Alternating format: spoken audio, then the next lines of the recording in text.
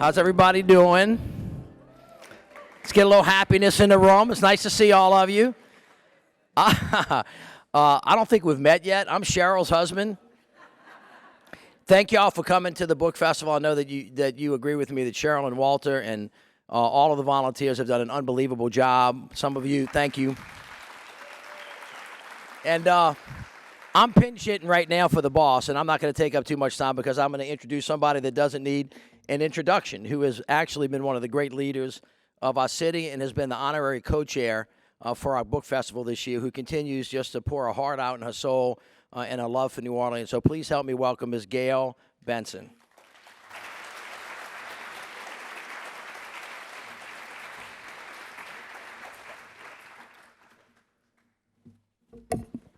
Thank you, Mitch, Cheryl's husband. Good afternoon, everyone. Thank you all for being here and supporting the Tulane Book Festival. It is a particular privilege for me to introduce the authors of the soon-to-be-released book, A Life Impossible, and its authors, Steve Gleason and Jeff Duncan. While I have not had the opportunity to read the book, and I eagerly anticipate its release, I am very familiar with Steve Gleason's story as a New Orleanian. To be very clear, regardless of where Steve was born, grew up, or went to college, he is unquestionably a New Orleanian now. Having spent more than half his life here, playing for the Saints, marrying a New Orleans girl, and raising a family here more than qualifies him as a true local.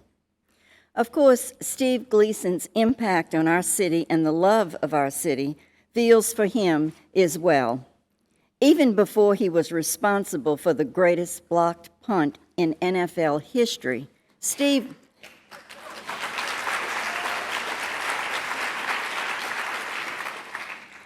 was already a hero to our fans and still is.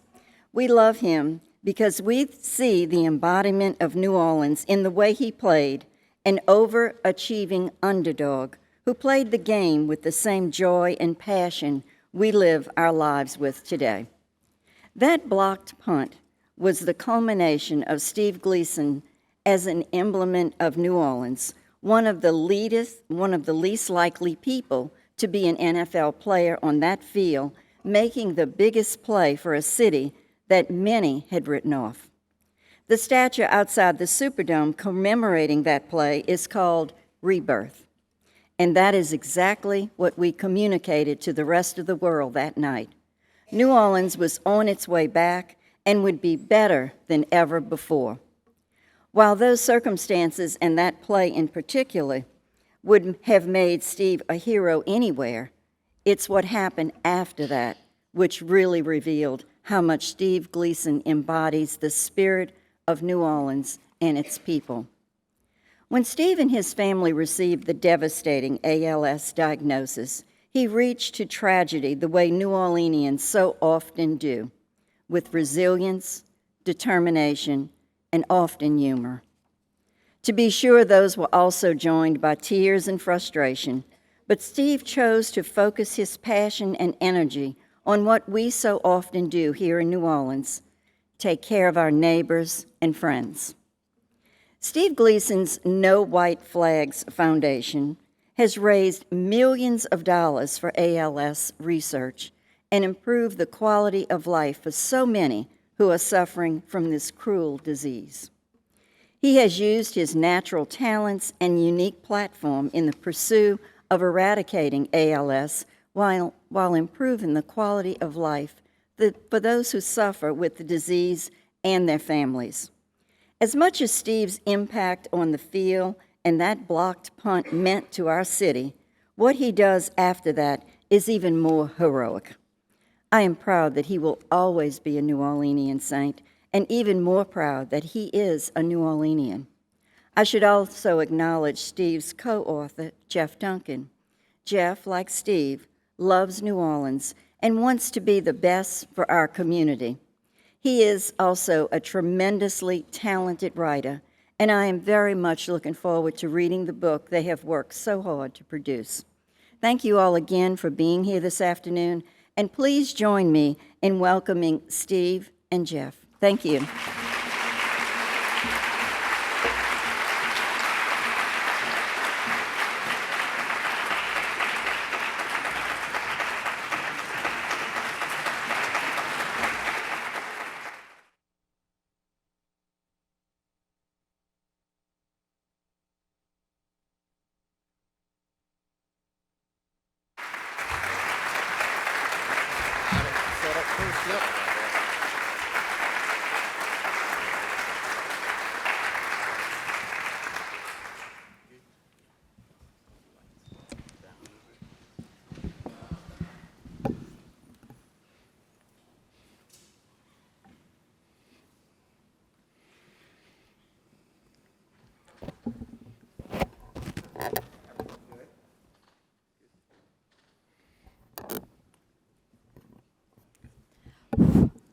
I'm so glad the plants. Oh. This is wonderful.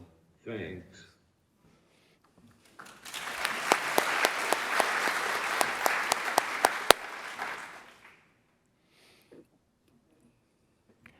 Okay, welcome everyone. Thank you, Mrs. Benson. That was fantastic. My name is Fletcher Mackel.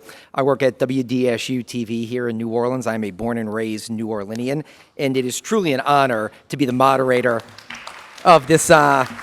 Thank you, Variscos. The Varisco family has been very good to the Mackel family through the years. So truly an honor to be here. I see Walt Handelsman, Pulitzer Prize winner, and so many other amazing people here.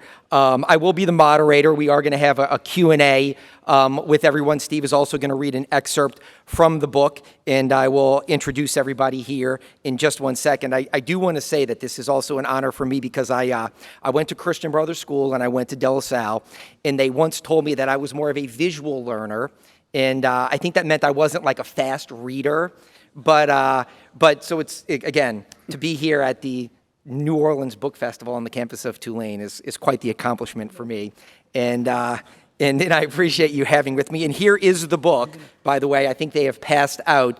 There are barcodes that you can pre-order since the book doesn't come out until April. So if you haven't received from Claire or somebody with the foundation, please, before you leave, you can just simply screenshot the barcode and order a copy of this fantastic book. And now I will introduce the amazing panelists we have here. I'll start with my friend Jeff Duncan, a columnist at the New Orleans Times-Picayune. Jeff was a member of the team that won 2 Pulitzer Prizes for the paper's coverage of Hurricane Katrina. He's been honored 4 times as the columnist of the year and 4 times for the story of the year by the Louisiana Sports Writers Association. He's the author of 3 books on the New Orleans Saints, and he is one of 48 members of the Pro Football Hall of Fame Selection Committee. He can now add another book to his bio, so a round of applause for Jeff Duncan.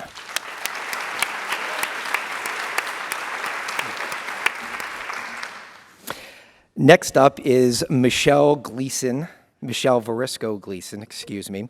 I suppose, obviously, many of you know her and her family, who I just referenced here. I see her brother Paul is here as well. She is the quintessential New Orleanian, born and raised here. She's been the backbone in a huge role in helping Steve fall in love with this city and make history here. Steve and Michelle were married in 2008. And I know they were married where I live now because they lived there for a long time on Bayou St. John. And I have to say this very quickly. They were married on what's called the Blue Bridge. And if there is justice in New Orleans, the Blue Bridge will eventually be named Gleason Bridge. So if anybody has any stroke on that, Mayor Landrieu, I don't know, anybody, I think that would be a great thing to do. Blue Bridge. I mean, by now it should have been called Gleason Bridge. Just 3 years after they were married, though, Steve was diagnosed with ALS.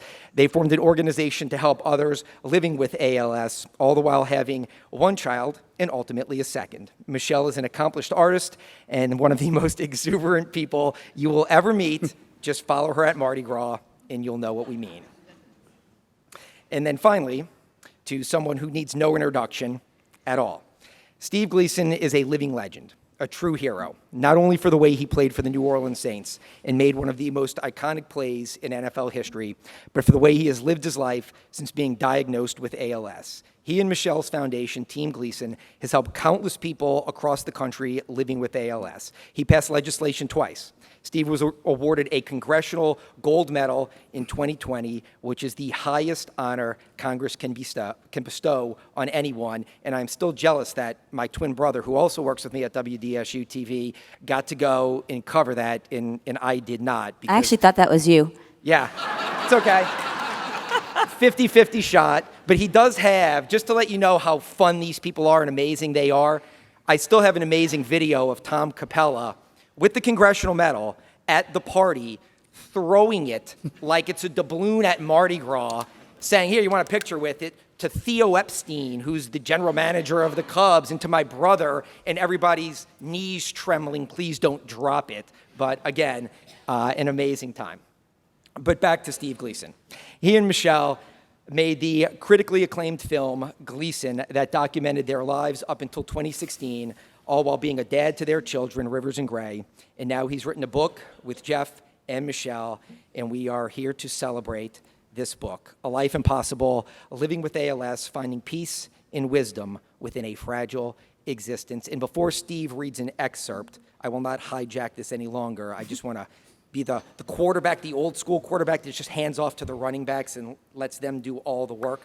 But I will say the film I thought was tremendous, and I am probably more of a Hollywood liberal than anything else, but I still think it was kind of an injustice it was never nominated for an Academy Award. So again, a fantastic documentary that I hope you all get a chance to see, and now that you all get a chance to read the book, and with that, Steve is going to read an excerpt from the book right now.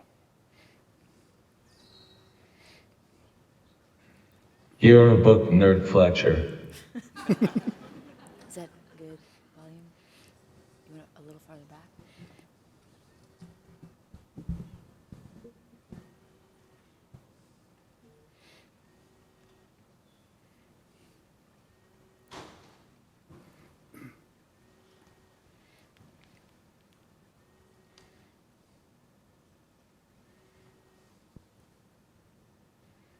This is an abbreviated version of Chapter 1, Naked Tears. I sat naked in the shower while a 24-year-old man washed my armpits. Across the bathroom, my 3-year-old daughter, Gayle, sat in the middle of the floor, cross-legged like the Buddha, with one difference. She was wailing hysterically and incessantly, inconsolable, and I was incapable of helping her. Only minutes earlier, my wife, Michel, marched through my bedroom, holding a screaming Gayle, set her down in the middle of the bathroom floor, and quickly left without any explanation. All I knew was that we were getting ready to fly to Chicago, and Michel was trying to pack. The shower is the final phase of what I call my morning workout, the routine I conduct with my care crew to prepare me for each day. In many ways, the workout functions like the pregame warm-up I performed during my 8-year playing career with the New Orleans Saints. There is one major difference, though. These days I am completely reliant on caregivers to perform these tasks for me, because I can no longer move, talk, or breathe. On January 5, 2011, I was diagnosed with amyotrophic lateral sclerosis, a rare neurodegenerative disease that damages the nerves that control voluntary muscle movement. ALS, commonly known as Lou Gehrig's disease, is relentless and humiliating. It progressively robs people of their motor skills, and in turn, destroys their quality of life. Although your senses and brain remain sharp, you gradually lose the ability to walk, talk, swallow, and breathe.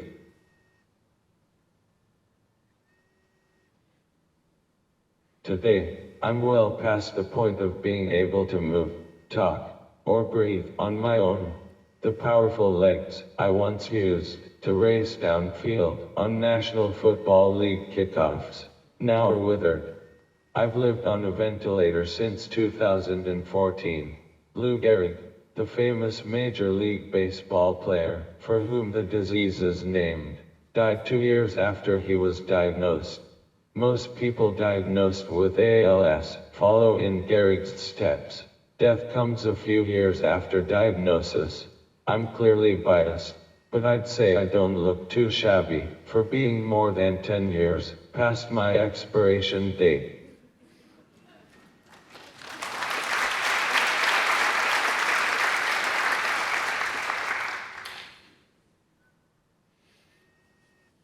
Those early years of this workout, being naked and silent, and feeling a brutal powerlessness and vulnerability, were a time of great suffering. I decided to call it a workout to clarify my mindset and find ways to enjoy the process, just like I'd enjoyed difficult workouts in the NFL. For me, the difference between suffering and difficult is all in my mindset. I am most vulnerable during the daily shower, naked in every way, physically and emotionally. This nakedness can be an incoherently isolating experience. But through a process of surrender and trust in the meticulous system we have created, this dance with caregivers has been perfected over time. It is now beautifully choreographed and executed. Life with ALS prevents me from enjoying some of the things that ordinary people might take for granted. One of the realities of my life is that I've never hugged our kids, or more importantly, Rivers and Gray have never been hugged by their dad, ever.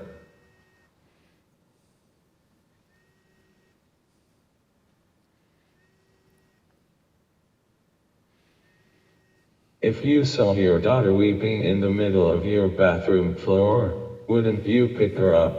Or raise your voice and call your spouse to find out what was going on? If you were my wife, wouldn't you like to hand off your crying 3-year-old to your able-bodied husband for some respite? We learned Michelle was pregnant a few weeks after I was diagnosed with ALS. Our children, Gray and Rivers, motivate me to continue. Being an active and involved parent has been the most important commitment in my life, but in addition to enormous joy and inspiration, it can be a deep source of exhaustion and pain. So, one of my mantras is, be passionately committed and completely unattached. That summer day in 2022, as Gray wept helplessly on the cold bathroom floor, my naked, silent, unmoving presence certainly didn't feel like enough. I felt woefully inadequate as a father. I was powerless to do anything. I allowed myself to get attached to the delusion that my life should somehow be different. I wept, my tears matching Gray's. While she wailed audibly, my heart wailed silently, deep inside my chest. I tried to scream from the depths of my pain. Nothing. A second effort, silence. As fast as she'd brought Gray in, Michelle returned to the bathroom, swept Gray back into her arms, and left without a glance. I lost it. I felt only shame and inadequacy as a husband and father.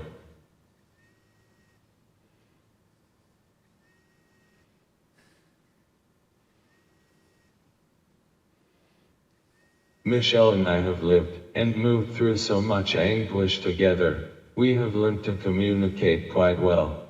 We have compassion and understanding for each other's pain. After the morning's workout, she talked through what happened with me. She explained that she simply needed a few minutes of reprieve, as all parents do. We are challenged daily. Michelle is essentially a single mother, and every day can be taxing for both of us. Accepting these moments and leaving them behind can feel impossible. It is heart-crushing. I feel disappointment and failure that would have been inconceivable before ALS. Fortunately, I was inspired by Gray. 10 minutes after Michelle took her, I watched her run into my room with a big smile on her face. "Daddy, are you ready to go fly in the airplane?" She had quickly left her pain behind, as toddlers so miraculously do. I was humbled.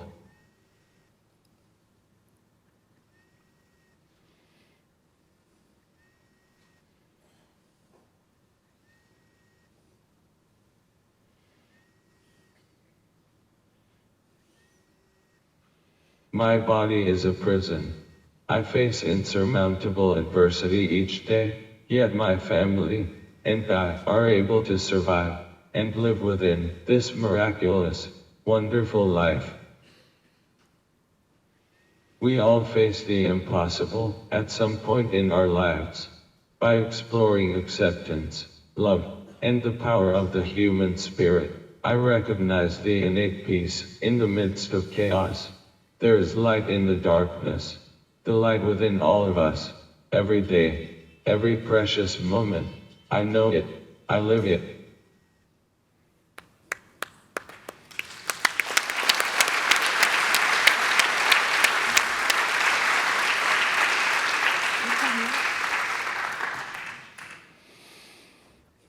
Yeah.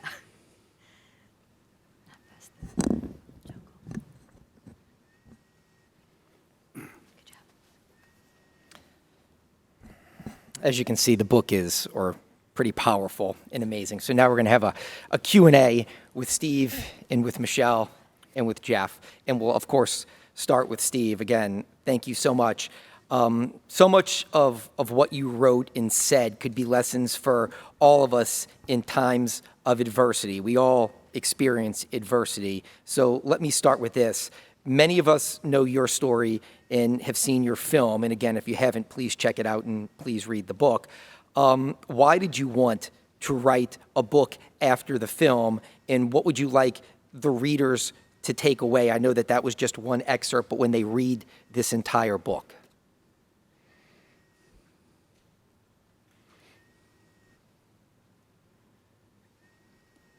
We're now 13 years into our journey with ALS, and while I'm not sure there's ever the perfect time to share our experience with the world, this time seemed good enough to carry out my intention in writing this book.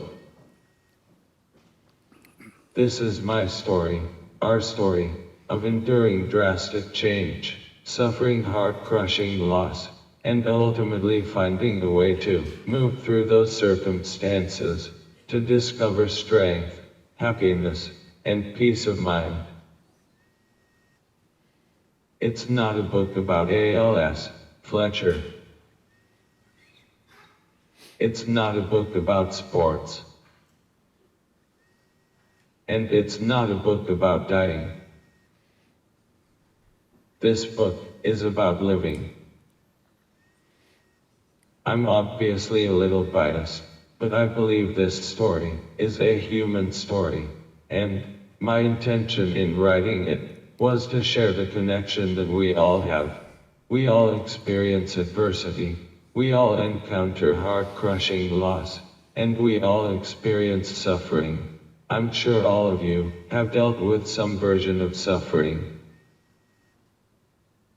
It was my intention in writing this book to share my deepest pain and vulnerability, and also my weaknesses, imperfections, and outright failures, so that people who have been through similar situations can at the least know they have a friend with them on their journey. It's clear to me that sharing our shortcomings and vulnerabilities with each other is our greatest strength, our salvation. When you read the raw and searing experience that Michelle and I have been through, you may feel kind of like you're overhearing conversations that you shouldn't be hearing. But these difficult, truthful, and compassionate conversations were our redemption and our healing. Even if their respective experience might not be as intense or dramatic, I wrote this to share my life, our life, for anyone who might benefit from it. This book is for anyone who has experienced pain, sorrow, or even tragedy. This is a book about seeing adversity as the ultimate opportunity to grow stronger and better, than to discover the extraordinary within each of our own hearts, minds, and spirit. It was my intention in writing this to share what I have learned on this journey with others so that they, too, can live productive, meaningful lives, no matter what circumstances they may be in.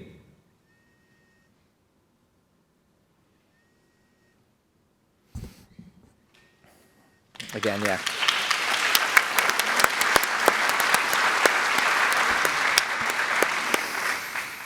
All right, Jeff, good luck following that. The excerpt and the answer. Thank you very much, Steve. So the question says, writing this book had to be a Herculean... Steve, you ended your excerpt from chapter 1 with... Technical difficulty. Okay. So you took this responsibility on to obviously work with the Gleasons, and it's an amazing responsibility. And truth be told, I'm good friends with Jeff. Catherine Terrell is sitting out here, so we hang out a lot together. And so I felt like Catherine and I were riding shotgun for a lot of this. Jeff would leave their house and come to dinner with us and kind of tell us step by step what was going on. And so you're a prolific writer. Steve, as we just heard the excerpt in the answer, is a prolific writer. You're a sports writer, but as he just said, this isn't a sports book. Can you talk about your process of approaching something like this and working with the Gleasons on this project, given that it is a little bit out of, even though you knew Steve as a football player, and obviously we all know him with everything that has happened since, but this is a little bit of a different book than Bags to Riches and talking about coaching and X's and O's and such. Yeah, well, look, I mean, I've known Steve. Our careers kind of mirrored each other to some degree. My first year in New Orleans covering the Saints was 2000 when Steve was a rookie. So we kind of came to New Orleans together. And I just remember, I'll just tell you a quick story about Steve. You talk about things being different. The locker room is kind of a temple for the players. It's very, sacrosanct ground there, and it's their element, their area, and we're kind of invading it. And I can remember being in the locker room many times, and jam boxes playing music, and guys slapping towels to each other. And I look over at the locker, and there's this guy with a long ponytail sitting on the floor in front of his locker reading a novel. That's Steve Gleason. I mean, he was different right away. So we kind of connected with this out-of-the-box human being that I think you'll see when you read this book. Steve is a fascinating human being beyond his journey with ALS. He could have written a book that would have impacted people's lives without this journey he's on. Anybody will tell you, next to Drew Brees, is the most fascinating player on the team. No, he's just someone that I found so inspiring just talking to, that I knew his story would resonate beyond just the documentary. There's been a lot of time that's been passed, and Steve said early on, he used a football analogy to kind of define the roles of this writing process. He said he saw Peter Gathers, our tremendous editor from Knopf, as the general manager. He looked at me as kind of the head coach, and Steve said, I view myself as the quarterback. And then about, halfway through the book project, we realized Michel was the commissioner of the damn league, running the whole damn show. But no, we were fortunate. They're both very gifted writers, and they're both very prolific writers, and Michel will talk about this in a point, but we were fortunate that we had a treasure trove of material to work from because they documented everything. So we were lucky in that regard. The biggest challenge for me wasn't writing about non-sports. I've done that most of my career. I covered Hurricane Katrina for the newspaper. I value that. Steve's the same way. Steve and Scott Fujita like to say they're not meatnecks. They extend beyond the football field with their interests. And so for us, on this project, trying to put together, I think the biggest challenge we had was probably I'm a book nerd. Very much true. But the biggest challenge we probably had, and I think Michelle would probably agree, is figuring out what to leave out. There's so much rich material. And for me, the biggest challenge as a writer, I've written 3 books before, was writing in Steve's voice. Probably the same for Michelle. Steve has a very distinctive voice, a very unique writing style. And the challenge for us was trying to mimic that writing style. For instance, I had to learn that Steve's favorite exclamation was "holy shit balls." Not shit, not holy shit balls. If we wrote "holy shit," he would correct us. And that went on ad infinitum throughout the book process. But I do think eventually we found a blueprint. I mean, there was no blueprint for how to write this. We were all 3 collaborating using Google Docs. And I think we just figured it out along the way, how best we could all be productive on this project, which was extraordinary. I've never worked on any project like this before in my life. I probably never will again. Maybe that's good for everybody involved, but it was an amazing project. And I think Michelle can speak to just the difficulty we had as a writing team of figuring out what to include in and what to leave out. Yeah, I was going to follow up with a question for Michelle. And I know Jeff has told me that you said this is probably the thing you're most proud of, and you can't wait for people to read this because I know how much it means to you. And just quickly, a story. You said when you first met Steve, I started at WDSU in 2002. I think he blocked like 5 punts that year. That was an awesome year for Steve. And I thought as a young reporter, let me carry some favor. So I did a story on him and I brought him a DVD and thought, that's a nice gesture. Maybe he'll remember me. And he goes, dude, I don't have a TV. And I thought, well, so much for that. But Michelle, Jeff just referenced you. You doing good up here? Yeah. Okay, good. Thanks. Michelle said she loves being in front of the audience. She may want to do a dance, to celebrate. So No, I do not. I know. I think you're doing great. You had the technical difficulty comment. It was fantastic. So I know, again, that you are not listed as one of the authors on this book, but as Jeff just said, you're the commissioner of the league. I jokingly said we were riding shotgun. We were in the trailer being pulled behind Jeff as he told us what y'all were doing. You are riding shotgun, obviously for all of this. Mick was our co-author and our editor. Yeah, I know. And so can you just talk about the unique way, just for people that I think they realize it, but if they don't, how he types and communicates in the process that Jeff said, getting this done, his voice, your process, and how it all came to fruition. Right. Well, Steve types with his eyes, as you see, and Steve communicates very slowly, and Steve decided he wanted to write a book. And, it was tremendously difficult. It turns out that he can't write as fast as he wanted to. So the beautiful part about this is that because Steve types with his eyes, all of our communication since Steve lost the ability to speak is on the computer. So whether it's Wire, Google Chat, we have, we don't have to just remember our conversation. It's all there and Steve saves it. Plus he writes all day long journals and for the kids. And I have journals since I was 10 or something like that. Anyway, so we have all this information that we have written down. And so it turns out that, it was difficult for both of them because there's so much information and Steve is not that fast. But we were able to get all the information that was already written down in Steve's voice, in my voice already. So it's basically working with Jeff. We were like forensics king and queen. Claire helped out too, and if we could have, a date, if we knew it was like in 2018, I could go through all of my emails, all of my written journals, all of Steve's journals, and find stuff and basically copy, paste it, mold it, and that's really what helped us get through, because otherwise it would have nothing's impossible, but it would have been taken a much longer time. And if you saw the documentary, you saw Steve's 300-second video journals that he recorded for Rivers, for his son. We had those transcripts. Yep. So we had transcripts from video journals, emails, letters to each other, great love letters that, are just incredible. They're astonishing. And then all of Steve's journals, all your journals.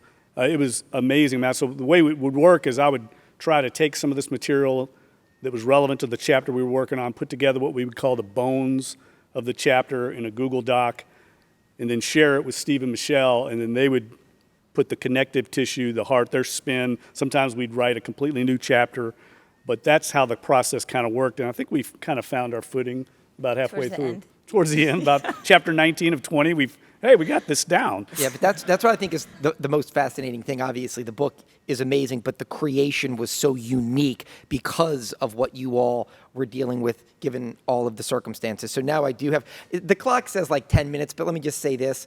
I work with a woman named Margaret Orr. She's retiring after 45 years. Time cues are kind of like suggestions, not really hard, like guidelines. Like if she wants to keep going, she keeps going. So again, it says 11 minutes, but you know, this is the last one of the day, and nobody's going to dinner at 4:45. So if we go a little long, it's all good. So I did want to get back to Steve, though.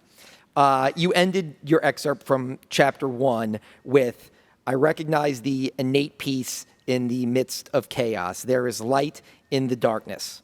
In reading the book, I obviously sensed that theme throughout your life as well, but not articulated really kind of until now. So do you think that living with ALS sharpened that realization over time, much like you practiced blocking punch your entire football career until perfection? And do you think that had you not been diagnosed with ALS, in this unforgiving disease, that your mindset would be to acknowledge peace in the midst of chaos still? Thanks, brother.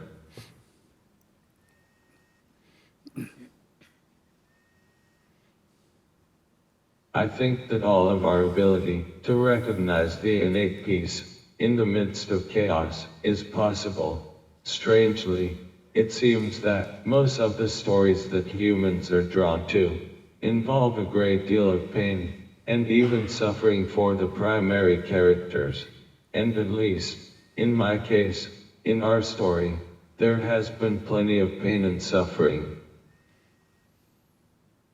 I'm not sure that I've always sought to recognize peace in the midst of chaos, but I would say that I've always enjoyed pushing the edges and boundaries of what I think I can do on a physical and mental level.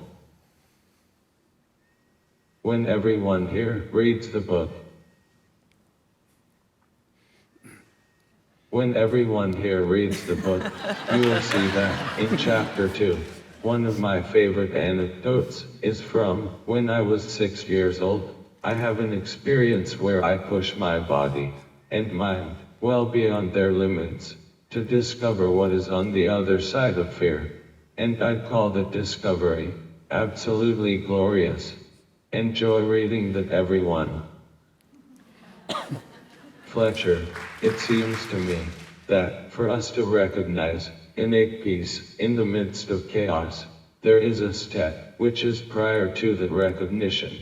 In the reading I did earlier, I said, I started calling the morning routine my workout to help me find ways to enjoy the process, just like I enjoy difficult workouts in the NFL. I then say, the difference between difficult and suffering is all in my mindset.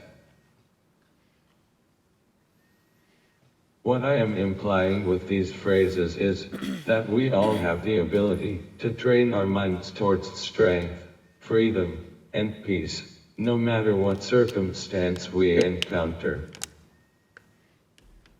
Also, in chapter 1, I say, I allowed myself to get attached to the delusion that my life should somehow be different. While I'm just a beginner at this point, I'm slowly learning that we have been conditioned to attach to whatever interpretation of life we think we should be having.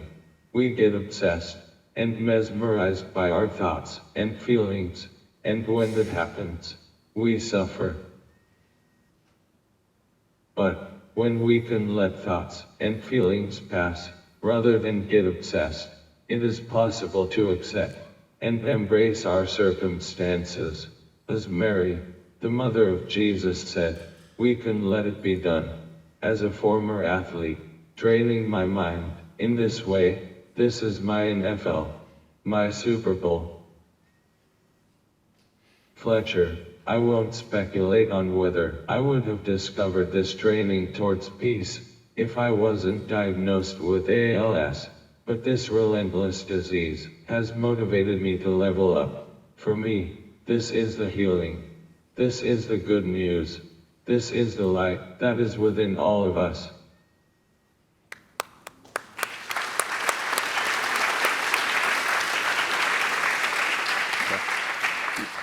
Again, tough act to follow. So Yeah, do I have to follow that? No, you don't. I was just going to say you don't have to follow that. But I do have a question for Michel. And I think that this is maybe the most important question I think that is going to be asked today. It's a lot of pressure, Fletcher. I know, I'm sorry. I apologize. Here we go. But nonetheless, the book does pull the veil back in a very personal way, far more than the film ever did. Why was it important for you all to do that?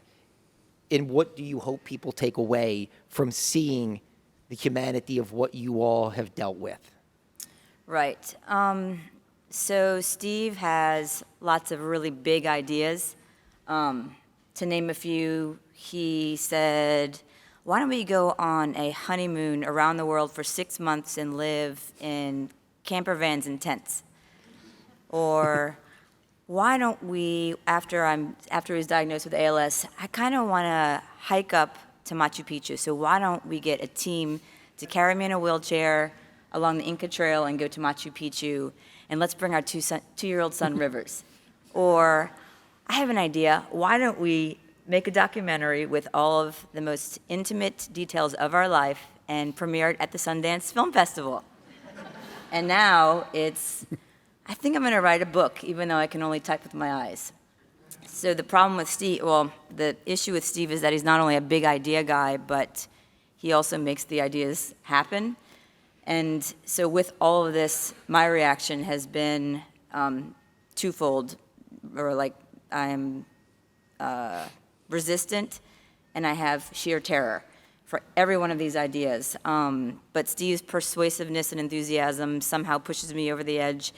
We end up doing it, and then he pushes me out of my comfort zone in more ways than I even know I had a comfort zone.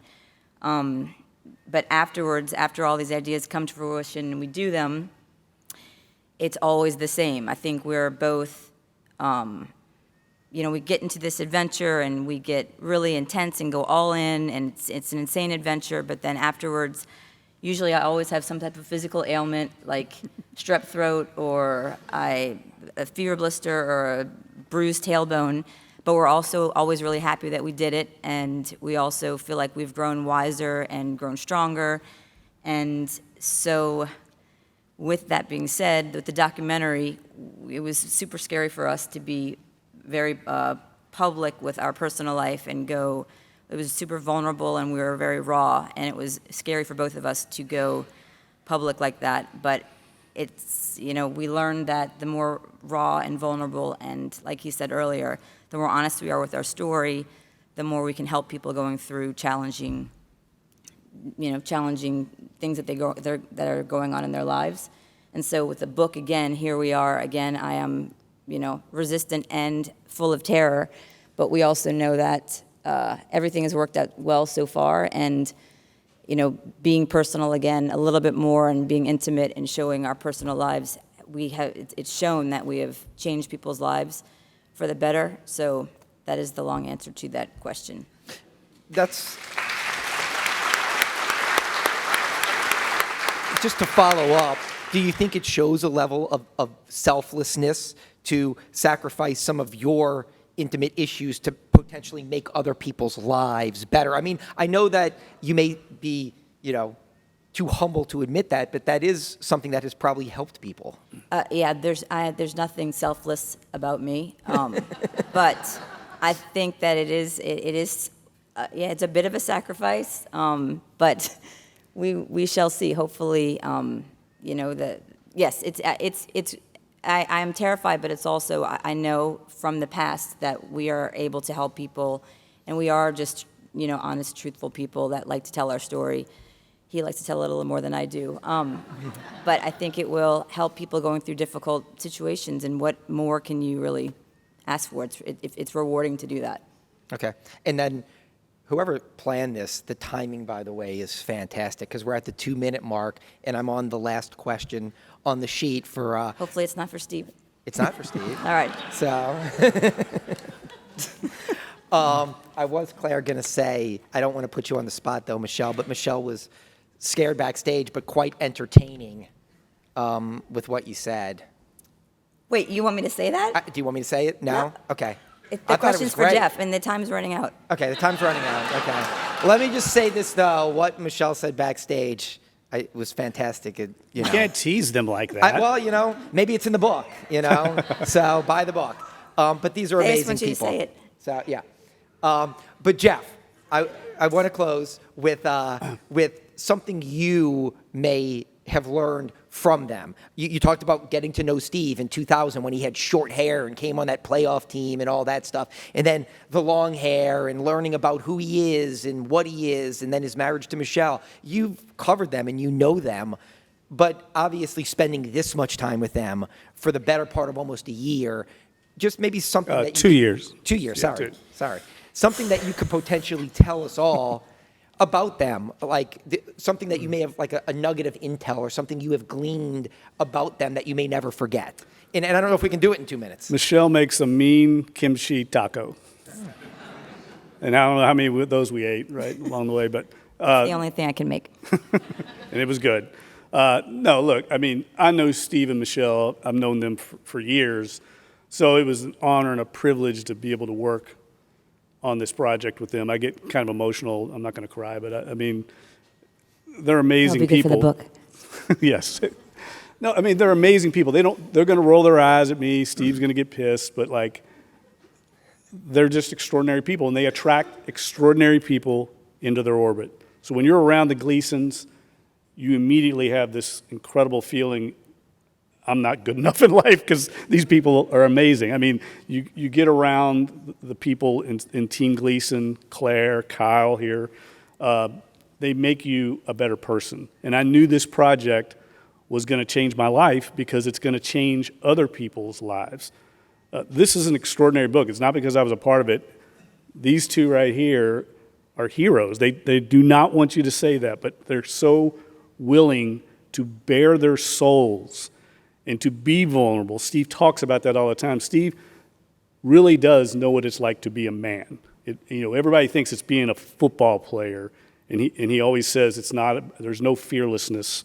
He was scared every time he stepped on the field, but it was the ability to move through fear, to get onto the other side. And Steve says in the book, that's where life gets exciting. That's what Michelle's talking about. So I learned so much being around them every day, and the courage that they have shown in putting themselves out there. And Fletch, you made a great point, the selflessness. That's what it is, whether Michelle wants to admit it or not. You are putting yourself out there. The privacy that we all value, they are giving that up to help other people. That's what this book will do. There's no doubt in my mind. And I'll just leave it at that. To me, they're two extraordinary people, and I feel honored to have been a part of this, and thanks for the tacos.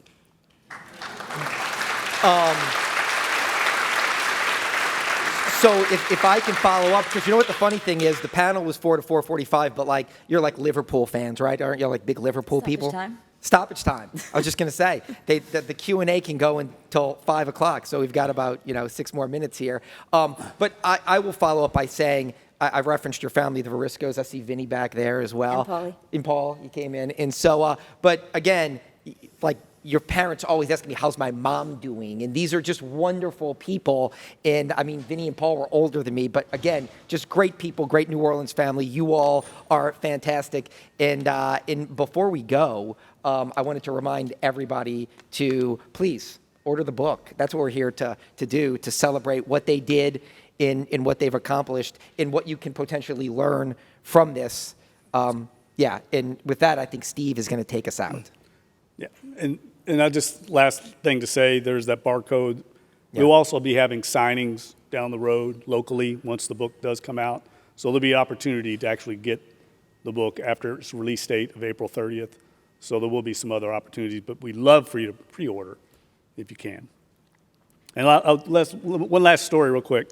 This is a funny story. I know Michelle loves this story.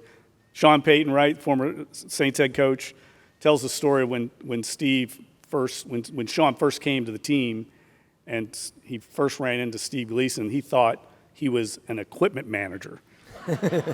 And he says he saw him come walking out of the training room, and he looked like a Shetland pony because he had this long, bushy, long blonde hair. I think we got that in the book, didn't we? Work that in there? So it's funny you say that because Fred McAfee, who like Steve was a longtime special teams, ace for the Saints and is still a part of the Saints organization, he always joked with some of us in the media. And I remember when y'all got the congressional medal, he joked, he goes, you guys in the media tried to cut me and Steve for years. Y'all do your final 53. And it's always like, yeah, I don't know if Steve's going to make it this year. And he goes, go tell him that when you call him a hero now, that you tried to cut him for like 5 straight years. But nonetheless, maybe a big round of applause for Steve and Michelle and Jeff. And I think, Steve, maybe a word to say goodbye. Thanks, everyone. Peace out, Girl Scouts. I love you all.